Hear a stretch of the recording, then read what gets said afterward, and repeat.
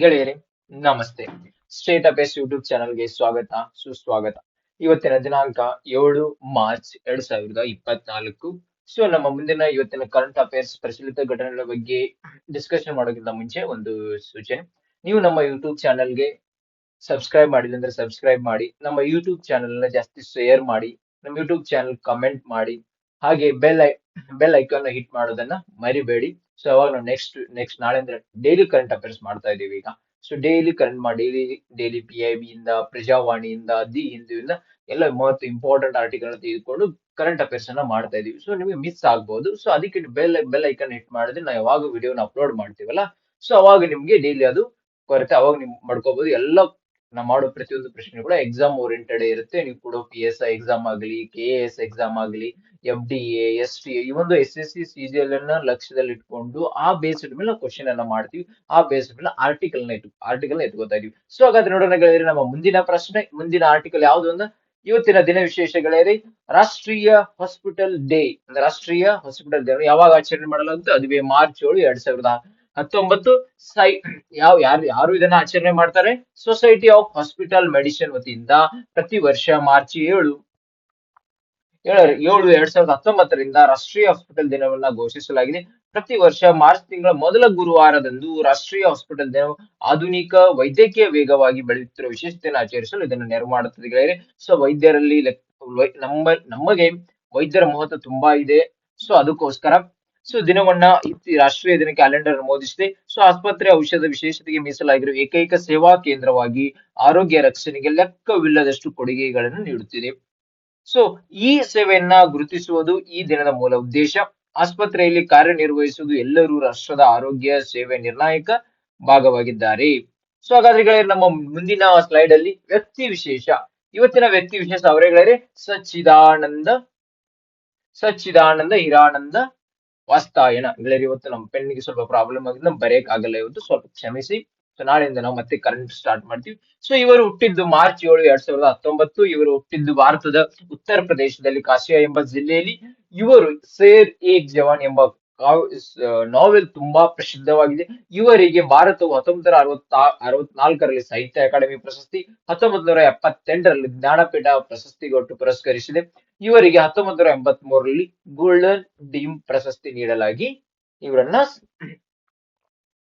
ಪುರಸ್ಕರಿಸಲಾಗಿದೆ ಗೆಳೆಯರೆ. ಇವತ್ತಿನ ನಮ್ಮ ವ್ಯಕ್ತಿ ವಿಶೇಷ. ಹಾಗಾದ್ರೆ ಸ್ಥಳ ವಿಶೇಷ ಏನು ಗೆಳೆಯರೆ? ಸ್ಥಳ ವಿಶೇಷ ಇವತ್ತು ನಾವು ವಿಶ್ವದಲ್ಲಿ ಫ್ರಾನ್ಸ್.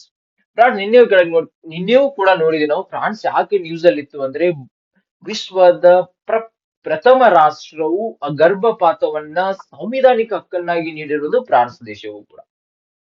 ಸೊ ಇವತ್ತು ಏನಾಗಿದೆ ಅಂದ್ರೆ, ಭಾರತ ಮತ್ತು ಫ್ರಾನ್ಸ್ ನ ಸ್ಟ್ರಾಟಜಿಕ್ ಸ್ಪೇಸ್ ಡೈಲಾಗ್ ಅಂದ್ರೆ ಬಾಹ್ಯಾಕಾಶ ವಿಶೇಷ ಸಂವಾದವು ಮಾತುಕತೆಯು ನಡೆಯುತ್ತಿದೆ.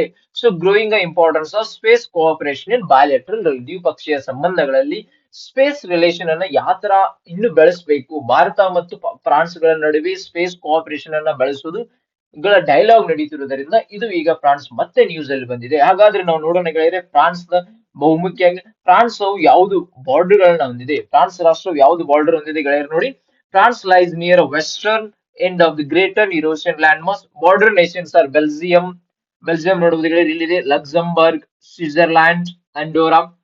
ಸೊ ಇಟಲಿ ಕೂಡ ಇದೆ, ಸ್ಪೇನ್ ಕೂಡ ಇಲ್ಲಿದೆ. ಇದು Spain, Italy, Switzerland, Luxembourg, Belgium. These are the border countries.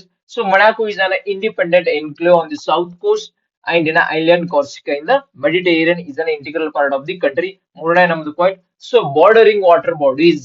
So the Mediterranean sea ನೀವು ನೋಡಬಹುದು ಗೆಳೆಯರೆ, Mediterranean sea south, north west Atlantic ocean, bay of Biscay, English channel ಇಲ್ಲಿದೆ ನೋಡಿ. ಯುನೈಟೆಡ್ ಕಿಂಗ್ಡಮ್ ಮತ್ತು ಫ್ರಾನ್ಸ್ ಗಳ ನಡುವೆ ಏನು ಗ್ಯಾಪ್ ಕಾಣಿಸ್ತಾ ಇದೆಯಲ್ಲ, ಅದುವೇ ಇಂಗ್ಲಿಷ್ ಚಾನೆಲ್ ಗೆಳೆಯರೆ.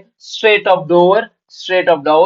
ಸೊ ಹಾಗಾದ್ರೆ geographical feature, France geographical feature ನ ನೋಡ್ಬೇಕಂದ್ರೆ, ಭೌಗೋಳಿಕ ವಿಶಿಷ್ಟಗಳು ಅಂತ ನೋಡ್ಬೇಕಂದ್ರೆ, ಮೇಜರ್ ಮೌಂಟೇನ್ ರೇಂಜ್. ಸೊ ನಮ್ಮ ಹಿಮಾಲಯ ಪರ್ವತದಾಗಿ ಇಲ್ಲಿ ಕೂಡ ಪ್ರಮುಖವಾದ ಪರ್ವತದ ಶ್ರೇಣಿಗಳಿದಾವೆ. ಒಂದು ಫ್ರೆಂಚ್ ಆಲ್ಪ್ಸ್, ಅದೆಲ್ಲಿ ಬರುತ್ತೆ? ಇಲ್ಲಿ ಬರುತ್ತೆ ಫ್ರೆಂಚ್ ಆಲ್ಪ್ಸ್. ಅಂದ್ರೆ ನೀವು ಇಟಲಿ ಮತ್ತು ಸ್ಪೇನ್ ನಡುವೆ ಇಲ್ಲಿ ಫ್ರೆಂಚ್ ಆಲ್ಪ್ಸ್ ಬರುತ್ತದೆ. ಜುರಾ ಮೌಂಟೇನ್ಸ್ ಸ್ಪೈರಿಂಗ್ಸ್, ಹೈಯೆಸ್ಟ್ ಮೌಂಟೇನ್ ಇನ್ ಫ್ರೆಂಚ್ ಪರ್ವತ, ಹೈಯೆಸ್ಟ್ ಪರ್ವತ, ಅತಿ ಎತ್ತರವಾದ ಪಾಯಿಂಟ್ ಎಲ್ಲಿದೆ? ದಿ ಮಾಂಟ್ ಬ್ಲಾಂಕ್ ಫ್ರಾನ್ಸ್ ನಲ್ಲಿ ಇರ್ತಕ್ಕಂತ ಪ್ರಮುಖ ನದಿಗಳು ಯಾವಂದ್ರೆ Seine and Loire, Rhone and Rhine. Rhone and Rhine ಅನ್ನ ನೆನಪಲ್ಲಿಡಿರಿ, ಯಾಕಂದ್ರೆ UPSC ಆಲ್ರೆಡಿ ಕೂಡ ಈ ಪ್ರಶ್ನೆಗಳನ್ನ ಕೇಳಿದೆ. ನಮ್ಮ ರಾಜ್ಯದಲ್ಲಿ ನಡೆದಂಗೆ PS ಪಬ್ಲಿಕ್ ಸರ್ವಿಸ್ ಕಮಿಷನರ್ ಕೂಡ ಕೇಳುವ ಶಕ್ಯತೆ ಇರುತ್ತದೆ.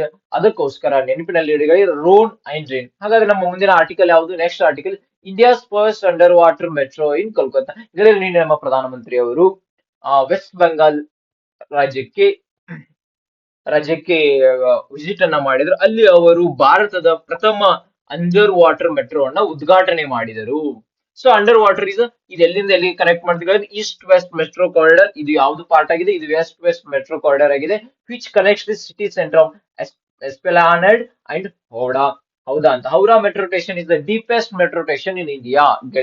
ನೆನಪಿನಲ್ಲಿಡಿರಿ, ಹೌರಾ ಮೆಟ್ರೋ ಸ್ಟೇಷನ್ ಇದು ಅತಿ ಆಳವಾದ ಮೆಟ್ರೋ ಸ್ಟೇಷನ್ ಆಗಿದೆ ಭಾರತದಲ್ಲಿ. So the Hooghly river which is tributary of Ganges. So ಇದು metro station, underwater metro station ಆಗಿದೆ. ಯಾವ ನದಿಯ ಮೇಲೆ ಆಗಿದೆ? ಯಾವ ನದಿ ಕೆಳಗಡೆ ಆಗಿದೆ ಅಂದ್ರೆ ಇದು ಹುಗ್ಲಿ ರಿವರ್, ಹುಗ್ಲಿ ನದಿ. ಹಾಗಾದ್ರೆ ಇದು ಯಾವ ಟ್ರಿಬ್ಯೂಟ್ ಉಪನದಿ ಆಗಿದೆ? ಇದು ಗಂಗಾ ನದಿಯ ಉಪನದಿ ಆಗಿದೆ. ಸೊ ಇದು ಟೋಟಲ್ ಎಷ್ಟು ಮೀಟರ್ಗಳ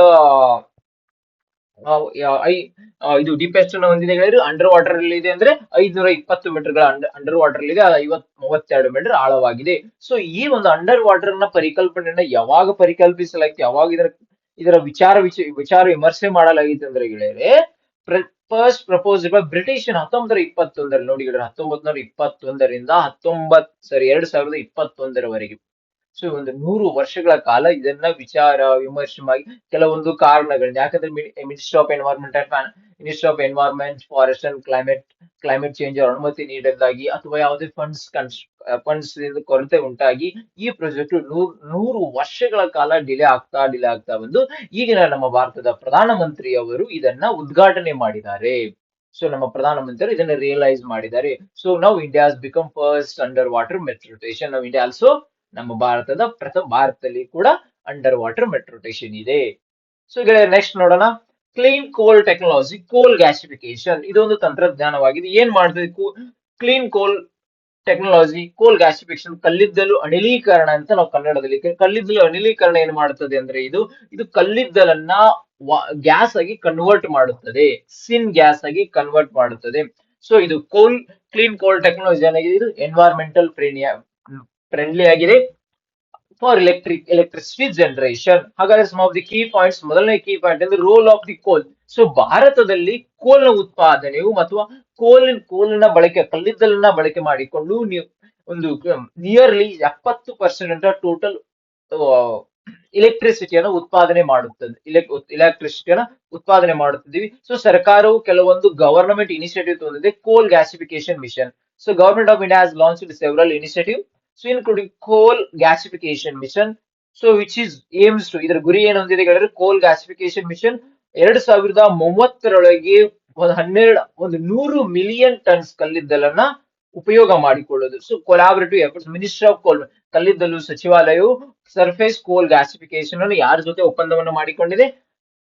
ಕೋಲ್ ಇಂಡಿಯಾ ಲಿಮಿಟೆಡ್ ಜೊತೆ ಮಾಡಿದೆ. ಸೊ ಫೈನಾನ್ಸಿಯಲ್ ಅಸಿಸ್ಟೆನ್ಸ್ ಸ್ಕೀಮ್ಸ್, ಇದು ಆರ್ಥಿಕ ನೆರವಿನ ಯೋಜನೆವಿದೆ ಕೂಡ. ಅದಕ್ಕೆ 8,500 ಅಲೋಕೇಶನ್ ಅನ್ನ ಮಾಡಿದೆ.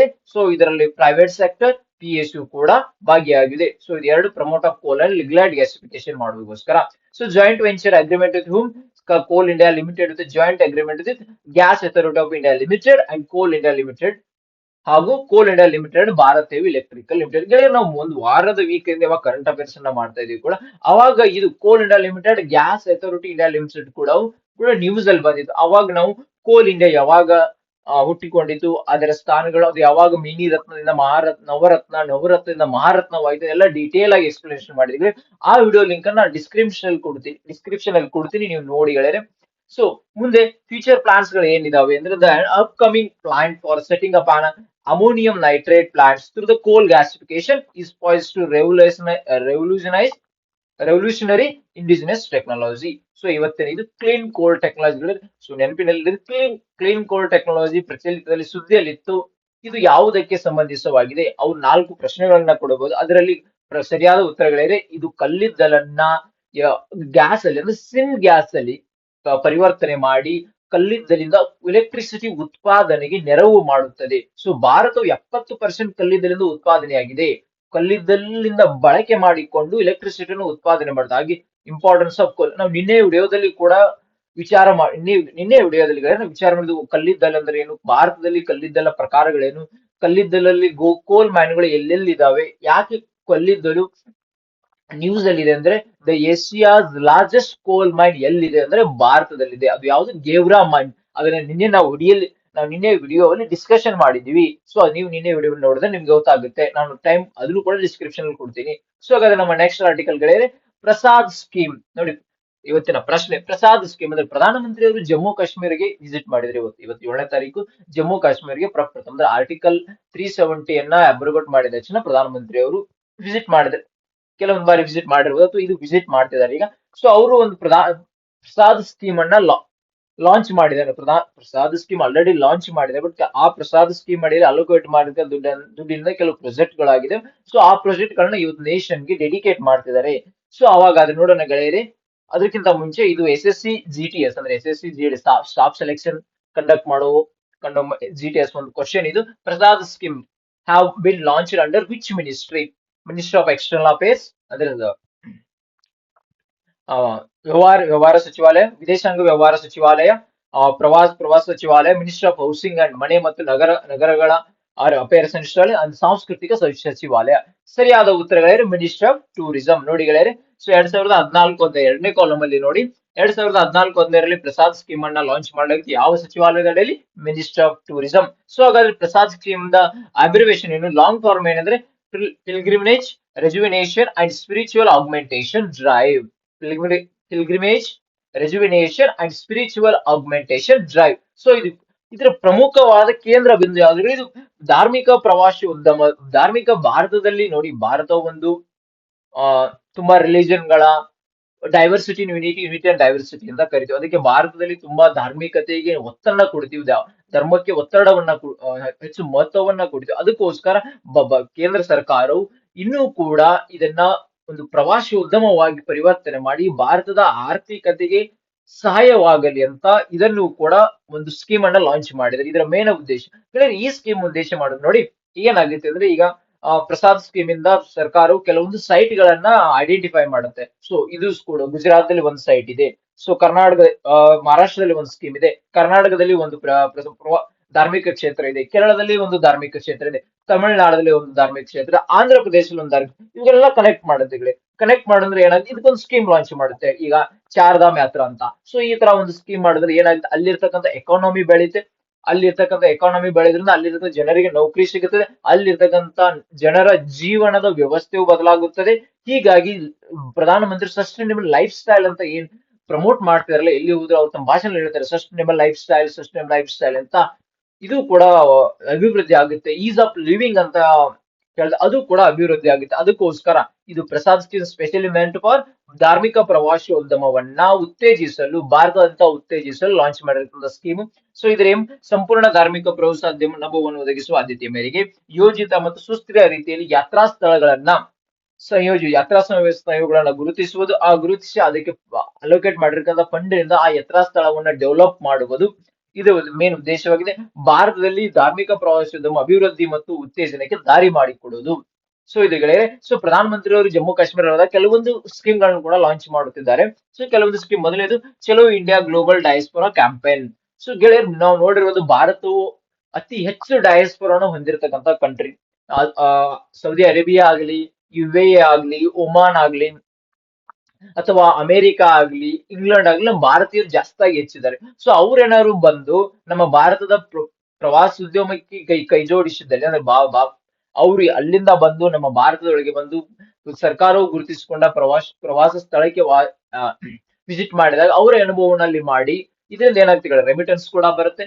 ರೆಮಿಟೆನ್ಸ್ ಬಂದು ನಮ್ಮ ಭಾರತದ ರಿಸರ್ವ್ ಎಕ್ಸ್ಚೇಂಜ್ ರಿಸರ್ವ್ ಏನಾಗುತ್ತೆ ಅದು ಕೂಡ ಹೆಚ್ಚಾಗುತ್ತದೆ. ಅದಕ್ಕೆ ಪ್ರಧಾನಮಂತ್ರಿಗಳು ಚಲೋ ಇಂಡಿಯಾ ಗ್ಲೋಬಲ್ ಡಯಾಸ್ಪೋರಾ ಕ್ಯಾಂಪೇನ್ ಲಾಂಚ್ ಮಾಡ್ತಿದ್ದಾರೆ. ಸೊ ಭಾರತೀಯರಿಗೋಸ್ಕರ ಕೂಡ ದೇಖೋ ಅಪನಾ ದೇಶ್ ಪೀಪಲ್ ಚಾಯ್ಸ್ 2024 ಅಂದ್ರೆ ನಮ್ಮ ದೇಶವನ್ನ ನೋಡಿರಿ ಗೆಳೆಯರೆ. ನಿಮಗೆ ಆಯ್ಕೆ ಆದಂತೆ ನೀವೆಲ್ಲಿ ಕರ್ನಾಟಕದಲ್ಲಿ ಇದ್ರ, ಕರ್ನಾಟಕದಲ್ಲಿ ಹಂಪಿಗೆ ವಿಸಿಟ್ ಮಾಡಿ, ಕರ್ನಾಟಕದಲ್ಲಿ ಗೋಲ್ ಗುಮ್ಮಜ್ಗೆ ವಿಸಿಟ್ ಮಾಡಿ, ನೀವು ಎಲ್ಲಿ ವಿಸಿಟ್ ಮಾಡ್ತೀರೋ ವಿಸಿಟ್ ಮಾಡಿ. ದೇಖೋ ಅಪನಾ ದೇಶ್ ಪೀಪಲ್ ಚಾಯ್ಸ್ 2024 ವಿಸಿಟ್ ಮಾಡಿ, ಅಲ್ಲಿರ್ತಕ್ಕಂಥ ಪ್ರವಾಸಿ ಉದ್ಯಮವನ್ನ ಬೆಳೆಸಿರಿ. ಅಂತ ಒಂದು ಉದ್ದೇಶದಿಂದ ಪ್ರಧಾನಮಂತ್ರಿಯವರು ದೇಕೋ ಅಪನಾ ದೇಶ್ ಪೀಪಲ್ ಚಾಯ್ಸ್ 2024 ಲಾಂಚ್ ಮಾಡಿದ್ದಾರೆ.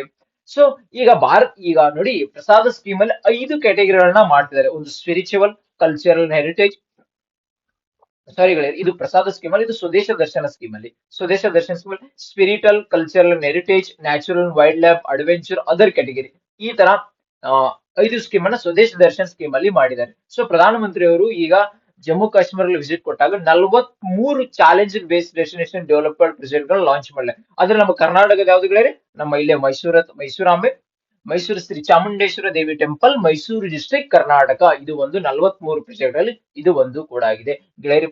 ಈಗ ಪೇಪರ್ ಅಲ್ಲಿ ಬರೋದಕ್ಕುಂಟು. ಕೇಂದ್ರ ಸರ್ಕಾರವು ಸ್ವದೇಶಿ ದರ್ಶನ್ 2.2 ಅನ್ನ ಲಾಂಚ್ ಮಾಡಿ ಅದರಲ್ಲಿ ಚಾಲೆಂಜ್ ಬೇಸ್ಡ್ ಡೆಸ್ಟಿನೇಷನ್ ಡೆವಲಪ್ಮೆಂಟ್ ಮಾಡಲು ನಿರ್ಧರಿಸಿದೆ. 43 ಪ್ರಾಜೆಕ್ಟ್ ಅಲ್ಲಿ ಕರ್ನಾಟಕದಲ್ಲಿ ಕೂಡ ಒಂದು ಪ್ಲೇಸ್ ಅನ್ನ ಆಯ್ಕೆ ಮಾಡಲಾಗಿದೆ, ಒಂದು ಸ್ಥಳವನ್ನ ಆಯ್ಕೆ ಮಾಡಿದೆ. 4 ಕೊಡಬಹುದು ಗೆಳೆಯರೆ.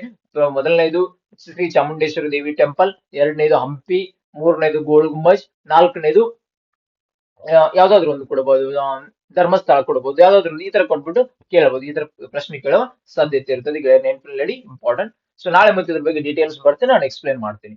So sugar cane production and area.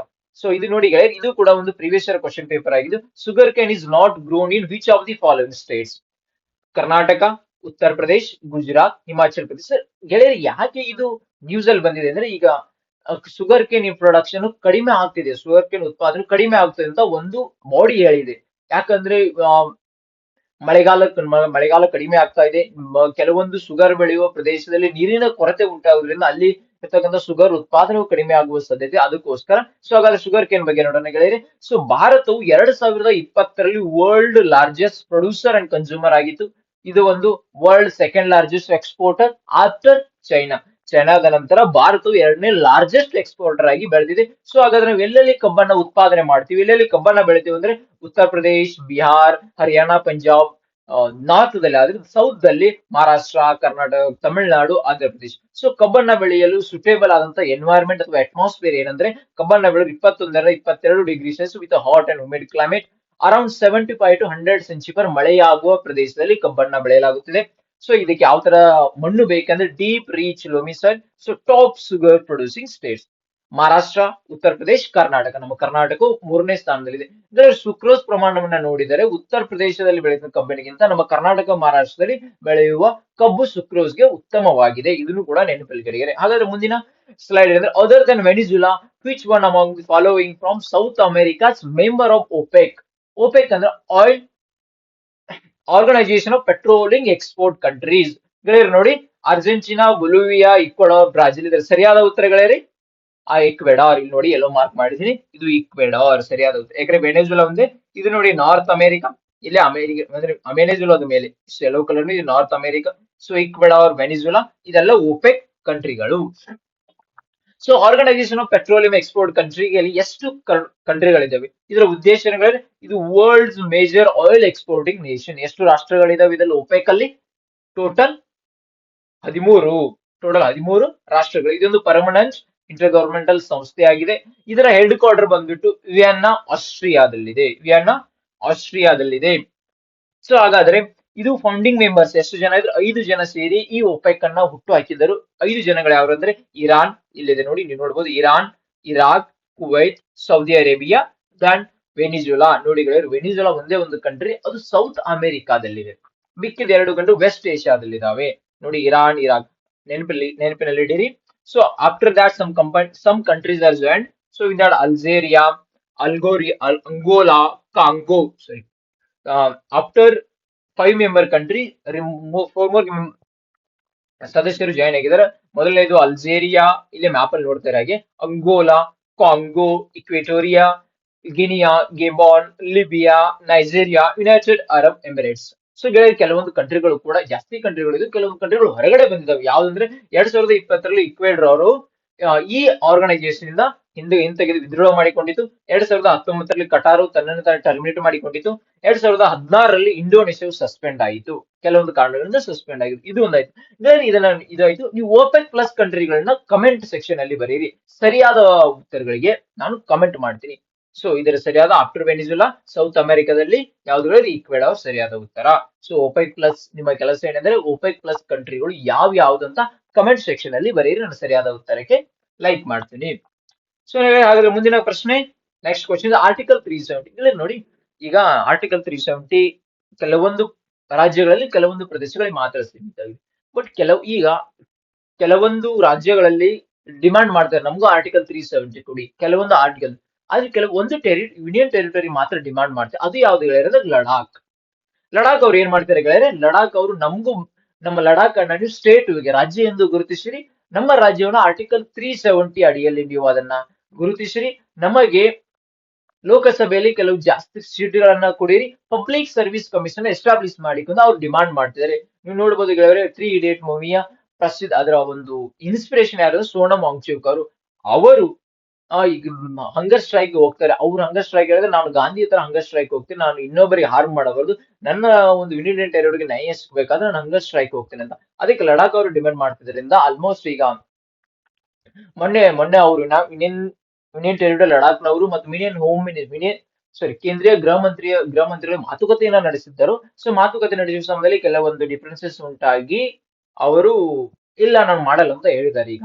ಆದ್ರೆ ಬಟ್ ಕೇಂದ್ರ ಸಚಿವಾಲಯ ಇದನ್ನ ಸೀರಿಯಸ್ ಆಗಿ ಗಮನಿಸ್ತಿದೆ.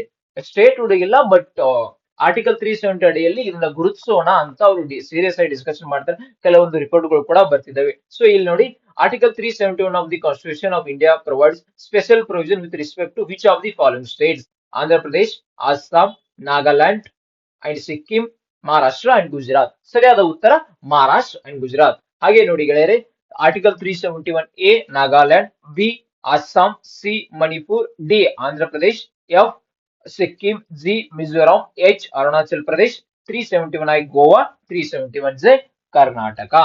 ಸೊ 371E ಬಿಟ್ಟಿದ್ದೀನಿ ನಾನು ಗೆಳೆಯರಲ್ಲಿ, ಅದನ್ನ ನೀವು ಕಮೆಂಟ್ ಸೆಕ್ಷನ್ ಮಾಡಿ. 371E associated which state. So ನೋಡಿ, ಅವರ ಪ್ರಮುಖವಾದ ಡಿಮಾಂಡ್ಗಳೇನಂದ್ರೆ ಸ್ಟೇಟ್ ವರ್ಡ್ ಕೊಡಿ, ಇದನ್ನ ನಮ್ಮ ಯೂನಿಯನ್ ಟೆರಿಟರಿ ಕೇಂದ್ರಾಡಳಿತ ಪ್ರದೇಶವನ್ನ 6th schedule of the constitution ಅಲ್ಲಿ ಆಡ್ ಮಾಡಿ, ಹಾಗೆ creation of the exclusive public service commission for Ladakh. So ಇನ್ನೊಂದು ಎಕ್ಸ್ಟ್ರಾ ಡಿಮಾಂಡ್ ಇದೆ, ಅದನ್ನ ಲೋಕಸಭೆಯಲ್ಲಿ ಸೀಟ್ ಗಳನ್ನ ಹೆಚ್ಚು ಮಾಡಿ ಕೊಡಿ ಅಂತ ಅವ್ರೀಗ ಕೇಳ್ಕೊತಿದ್ದಾರೆ. ಸೊ ನೆಕ್ಸ್ಟ್ ಗೆಳೆಯರೆ, ನೀವು ನೋಡಿರ್ಬೋದು ನ್ಯಾಷನಲ್ ಹಾರ್ಟಿಕಲ್ಚರ್ ಫೇರ್ ನಡೀತಾ ಇದೆ, ನ್ಯೂಸ್ ಪೇಪರ್ ಅಲ್ಲಿ ಕೂಡ ಓದಿರ್ಬೋದು. ಸೊ ಹಾಗಾದ್ರೆ national horticulture board as it's head quarter at which of the following districts of Haryana. So national horticulture board ಎಲ್ಲಿದೆ? ಹರಿಯಾಣದಲ್ಲಿದೆ. ಹಾಗಾದ್ರೆ ಹರಿಯಾಣದಲ್ಲಿ ಯಾವ ಜಿಲ್ಲೆಯಲ್ಲಿ ಇದೆ? ಗುರುಗ್ರಾಮ್, ಹಿಸಾರ್, ರೋಹ್ತಕ್, ಕರ್ನಾಲ್. ಸೊ ಸರಿಯಾದ ಉತ್ತರಗಳೇ ನೋಡ್ಬೋದು ಗುರುಗ್ರಾಮ್ ಇದೆ. ಸೊ ನ್ಯಾಷನಲ್ ಹಾರ್ಟಿಕಲ್ಚರ್ ಬೋರ್ಡ್ ಅನ್ನ ಯಾವಾಗ ಸ್ಥಾಪನೆ ಮಾಡಿದ್ದಾರೆ ಅಂದ್ರೆ 1984ರಲ್ಲಿ. ಇದು autonomous organisation established by government of India.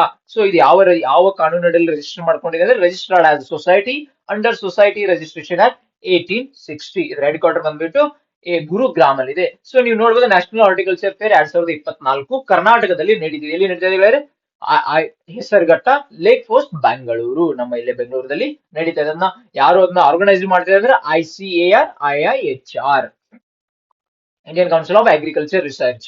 So ಹಾಗೆ collaboration with whom? Society of promotion of agriculture, best horticulture technology business incubator with ICAR and IIHR. ICAR ಮತ್ತು ATAR ಬೆಂಗಳೂರದವರು ಕೂಡಿ ಇದನ್ನ ಆರ್ಗನೈಸ್ ಮಾಡ್ತಿದ್ದಾರೆ. ಸೊ ಇವತ್ತಿಗೆ important PIB, Prajavani, Hindu article ಗಳನ್ನ ತೆಗೆದುಕೊಂಡು ಕೆಲವೊಂದು ಆರ್ಟಿಕಲ್ ನಾನು ಎಕ್ಸ್ಪ್ಲೇನ್ ಮಾಡಿದೀನಿ, ಕೆಲವೊಂದು ಕ್ವಶನ್ ರೂಪದಲ್ಲಿ ತಂದು ನಿಮ್ಗೆ ಎಕ್ಸ್ಪ್ಲೇನ್ ಮಾಡಿದೀನಿ ನಾವು ಯಾಕೆ ನ್ಯೂಸ್ ಅಲ್ಲಿ ಇತ್ತು. ಈ ಇನಿಷಿಯೇಟಿವ್ ನಿಮಗೆ ಇಷ್ಟವಾದಲ್ಲಿ ನಮ್ಮ ಯೂಟ್ಯೂಬ್ ಚಾನೆಲ್ಗೆ ಇನ್ನೊಂದು ಆರ್ಟಿಕಲ್ ಇದೆ. ಸೊ ನೋಡಿ ನೆಕ್ಸ್ಟ್ ಆರ್ಟಿಕಲ್ ತುಂಬಾ important article. So even the international organisation of migration which of the following is about migration around the world is not correct. ಯಾವುದು ತಪ್ಪಾಗಿದೆ ಅಂತ ಕೇಳಿದ್ದಾರೆ. International organisation for migration is an NGO that helps even to form policies on migration. Such SDG ಅಂದ್ರೆ Sustainable Development Goals of 10.7 focuses on migration.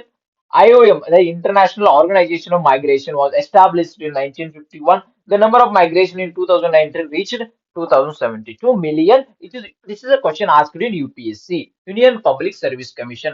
Very ಸರಿಯಾದ ಉತ್ತರ International Organization for Migration is an NGO that helps even to form policies on migration. ಇದು NGO ಅಲ್ಲ ಗೆಳೆಯರೆ, ಇದು ಒಂದು inter governmental organisation. ಇದರ head quarter ಎಲ್ಲಿರೋದು? ಯಾಕೆ ನ್ಯೂಸ್ ಅಲ್ಲಿ ಇದೆ ಅಂತ ಕೇಳೋದು ಇಂಪಾರ್ಟೆಂಟ್ ಅಲ್ಲ, ಅದನ್ನ ನಾವು ಮೊದಲು ನೋಡ್ಕೋಬೇಕು. UN says 2023 the deadliest year for migrants in a decade.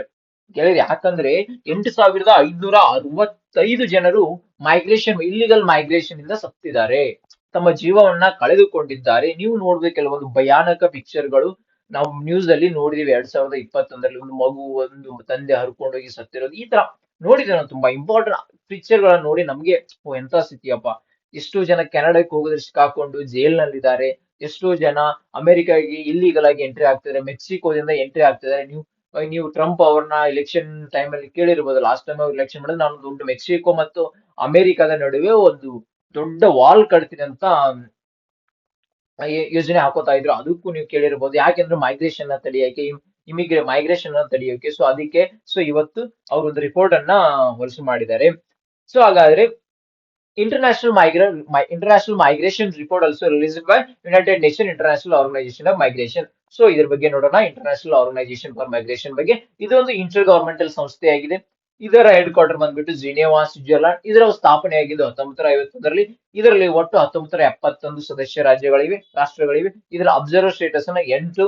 So international organisation of migration works is categorised into migration and development. Second ಬಂದ್ಬಿಟ್ಟು facilitating migration, regulating the migration, force migration. ಇದು ಗೆಳೆಯರೆ UN. UN ಅಂದ್ರೆ United Nation, ವಿಶ್ವಸಂಸ್ಥೆ. International organisation for migration ಬಗ್ಗೆ ಮಾಹಿತಿ ಗೆಳೆಯರೆ ಇಷ್ಟಿಗೆ. ಇವತ್ತಿಗೆ ನಮ್ಮ PIB ಇಂದು ಪ್ರಜಾವಾಣಿಯಲ್ಲಿ ಮಹತ್ವವಾದ ಆರ್ಟಿಕಲ್ ಗಳಿಂದ ಕೆಲವೊಂದು ಆರ್ಟಿಕಲ್ ಎಕ್ಸ್ಪ್ಲೇನ್ ಮಾಡಿದ್ದೀನಿ. ಕೆಲವೊಂದು ಆರ್ಟಿಕಲ್ ನ ಪ್ರಶ್ನೆಯ ರೂಪದಲ್ಲಿ ತಂದು ನಿಮ್ಮ ಮುಂದೆ ಡೀಟೇಲ್ ಆಗಿ ಎಕ್ಸ್ಪ್ಲೇನ್ ಮಾಡಿದ್ದೀನಿ. ಸೊ ಇನ್ನು ನಿಮ್ಗೆ ಯಾವುದೇ ತರ ನಮ್ಮ ಈ ಒಂದು ಇನಿಷಿಯೇಟಿವ್ ಬಗ್ಗೆ ಸಜೆಷನ್ ಕೊಡುವುದಿತ್ತಂದ್ರೆ ಪ್ಲೀಸ್ ದಯವಿಟ್ಟು ನಮ್ಮ ಯೂಟ್ಯೂಬ್ ಚಾನೆಲ್ ನ ಕಮೆಂಟ್ ಅಲ್ಲಿ ನೀವು ಕಮೆಂಟ್ ಮಾಡಿ. ಆ ಇನಿಷಿಯೇಟಿವ್ ನಾವು ತೆಗೆದುಕೊಂಡು ಬರ್ತೀವಿ. ನಿಮ್ಗೆ ಯಾವ್ದಾದ್ರು ಪ್ರೀವಿಯಸ್ ಇಯರ್ ಕ್ವಶನ್ ಪೇಪರ್ ನ ಕವರ್ ಮಾಡ್ಬೇಕಂತ ಹೇಳಿ ಅದನ್ನ ನಾವು ಕವರ್ ಮಾಡ್ತೀವಿ. ಸೊ ಹಾಗಾದ್ರೆ ನಾವು ನಿಮಗೆ ನೀವು ಕೊಟ್ಟಿರ್ತಕ್ಕಂತ ಟಾಪಿಕ್ ಮೇಲೆ ದೃಢಬದ್ಧವಾಗಿ ನಾವು ವಿಡಿಯೋವನ್ನ ಮಾಡ್ತೀವಿ. ಹಾಗೆ ನಿಮ್ದು ಕೂಡ ಡ್ಯೂಟಿ ಇದೆ. ನಮ್ಮ ಯೂಟ್ಯೂಬ್ ಚಾನಲ್ಗೆ ಸಬ್ಸ್ಕ್ರೈಬ್ ಮಾಡಿ. ನಮ್ಮ ಯೂಟ್ಯೂಬ್ ಚಾನೆಲ್ ನ ಶೇರ್ ಮಾಡೋದನ್ನ ಮರಿಬೇಡಿ. ನಮ್ಮ ಯೂಟ್ಯೂಬ್ ಚಾನೆಲ್ ಕಮೆಂಟ್ ಮಾಡಿ, ಸಬ್ಸ್ಕ್ರೈಬ್ ಮಾಡಿ, ಹಾಗೆ ಬೆಲ್ ಐಕನ್ ಅನ್ನ ಹಿಟ್ ಮಾಡೋದನ್ನ ಮರಿಬೇಡಿ. ಇವತ್ತಿಗೆ ಗೆಳೆಯರೆ ಇಷ್ಟೇ. ಇವತ್ತು ನೀವು ಗುಡ್ ಬೈ ಹೇಳ್ತಾ ಥ್ಯಾಂಕ್ ಯು, ಧನ್ಯವಾದಗಳು.